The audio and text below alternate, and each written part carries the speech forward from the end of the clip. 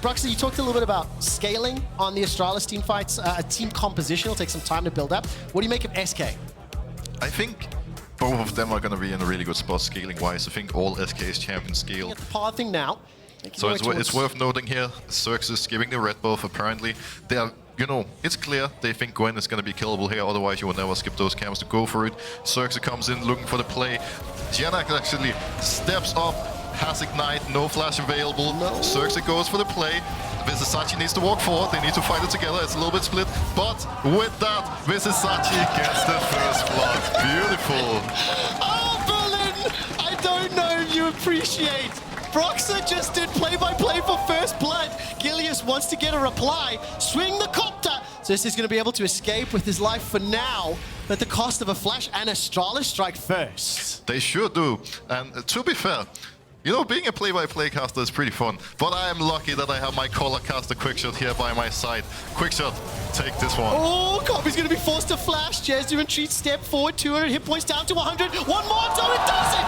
Treatz picks up the kill onto Kobbe. We got some fighting, there's some action, I love to see it. Against what we were assuming. So, is that like good play from SK, misplay from Astralis? So, I think, you know, hold that thought. Xerxe gets booted backwards. Sertuss is flashed forwards. Threaded volley into auto. Will secure the kill. SK finding it. They just punish Xerxe in the river. Yeah, does. Now he mostly plays the strong meta picks, but you know, I remember him as like the control-heavy guy, the guy that slowly sets up his team for success, and I think that's definitely still the case. Oh, beautiful! There it is, setting up his team. Flash shockwave from Dajor. That was very nice. Into Xerxe picking up the kill. And remember, one fella in this crowd booed an Orianna. You're going to eat those words as Astralis even out the kills, even out the gold, and Broxah, they just want to outplay. That's Jezu knocked up into the air and not going to be able to turn it around. Kobbe fires out the rockets. Jezu's going to sidestep the chompers for now. Zap comes out, Ignite is burning, and the flamethrower is firing. Gilius stepping forward. He's got the cannon barrage available. 5v5 in the river. Broxah, you called it. You said the fight was coming. Kobbe, level 5. Jezu, level 6. Sertuss rides the wall to safety. The onslaught of shadows. Fire those needles, but there's not enough damage. JeongHoon now steps forward. Sertuss is caught out. He's going to force the knockback away. Jezu, red, white guns, tears through Dajor.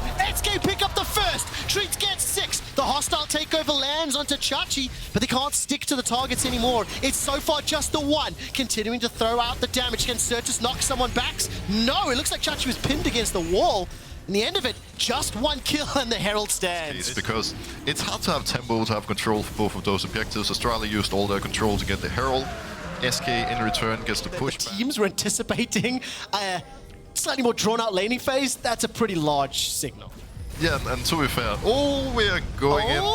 Weaver's wall pulled a little short. Dajor starts to step backwards. Xerxe and JeongHoon come from behind. Treatz is going to fire out the hostile takeover, buys just a few seconds as Xerxe is now looking for the bailout, looking for the handshake between the uprights. Kobbe does not find a target. Now Gilius forced to ghost away for his life. Ends up being one. Your only gold lead is on your support, and there's a limit to how much that actually matters. Now, I really like what Gilius is doing here because he knows, once again, it's just the objective trade. One team gets the Drake. If you're fast, you can move to the other objective. Yes, titles, there are in-game shot callers, IGLs for games like Valorant and Counter-Strike, where traditionally they're actually not the top fraggers or traditionally not the most skilled shooters or aimers, because they're using their brains as a skill. Maybe a parallel could be drawn. Right now, a parallel is being drawn in the river. Sertuss put the wall down! Sertuss put the wall down! Jezu and Treatz locked outside. Can't get in just yet, but JeongHoon is doing work. We just talked about the influence and the impact. Chachi forced a flash for his life. The needle, the snip, snip, snip. The double for JeongHoon. Can he go for another? JeongHoon's going to jump over the wall, and Astralis lose 2. There's no huge objectives to fight for except that mid tower. I would be really worried right now if I was on Astralis' side, because arguably SK's best player, JeongHoon, is now online. How does it feel, Broxah, when you accidentally hit a stopwatch in-game and it is highlighted by the observers and cheered for by Berlin? Oh, that's a little bit of a rough one for sure. It hits the confidence a little bit. Maybe it's a good thing they're not here in the studio with us, hearing the cheering. To be fair, they're not even going to know what actually happened. But JeongHoon looking for the play, getting a little bit over eager perhaps, and he will be slain. Oh, I love it! I love it. Broxah flexing his Astralis does have control right now, but it's worth noting that SK, they are 1k ahead, and especially JNX is monster strong. He just finished his second item on Gwen. And Astralis is going to have a pretty hard time dealing with him.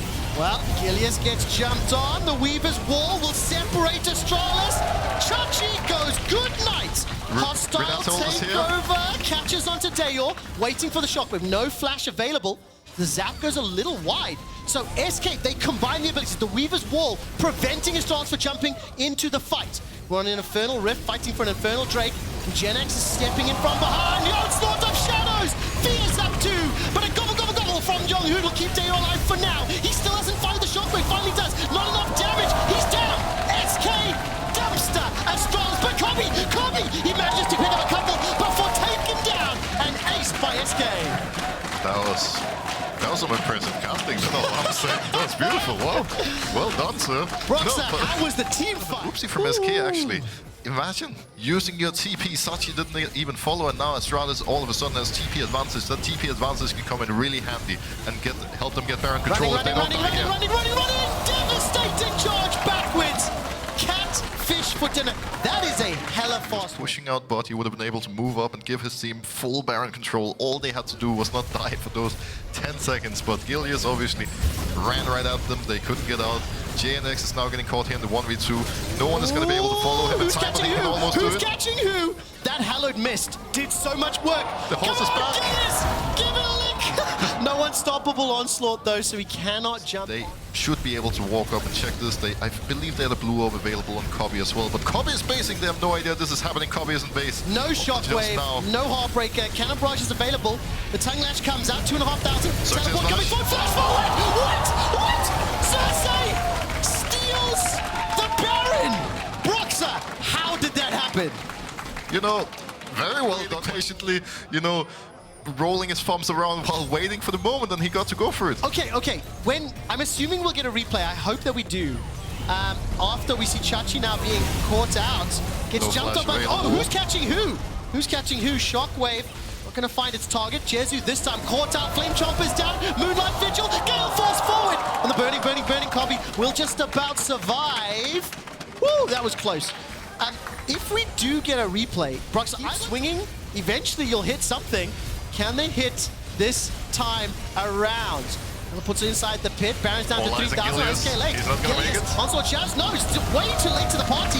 JeongHoon is looking for the flank, and that's already a dead pony. Gilius is dropped in the pit. Sertuss goes golden with the hourglass, and JeongHoon is wreaking havoc. Snip.